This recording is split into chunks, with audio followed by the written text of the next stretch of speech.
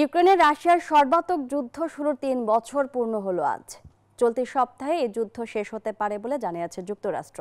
এমন পরিস্থিতিতে ইউক্রেন পশ্চিমা সামরিক জোট ন্যাটোর সদস্যপদ পেলে ছেড়ে দিবেন নিজের প্রেসিডেন্ট পদ। রোববার এমনটাই মন্তব্য করলেন ইউক্রেনের প্রেসিডেন্ট ভলোদিমির জেলেনস্কি। মার্কিন প্রেসিডেন্টের কাছে স্বৈরাচার আখ্যা পেলেও তার সাথে সাক্ষাতের আশা প্রকাশ করেছেন তিনি। পূর্ণমাত্রায় রুশ আগ্রাসন শুরুর পর ৩ বছরে অনেকটাই বদলে গেছে ইউক্রেন। দেশটির বেশ কিছু অংশ দখলে নিয়েছে রাশিয়া। হতাহত হয়েছে হাজার হাজার মানুষ, বাস্তুচ্যুত হয়েছে লাখ লাখ।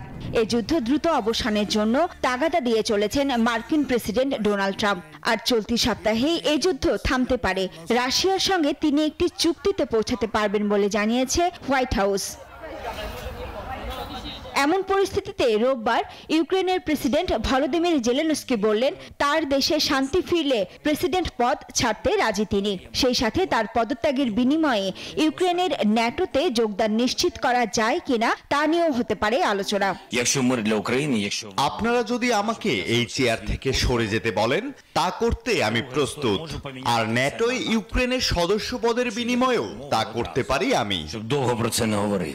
সকল সংকট নিরসনে মার্কিন প্রেসিডেন্ট ট্রাম্পের কাছে স্বৈরাচার আখ্যা পাওয়ার পরও তার সাথে সাক্ষাতের আশা প্রকাশ করেন জেলেনস্কি।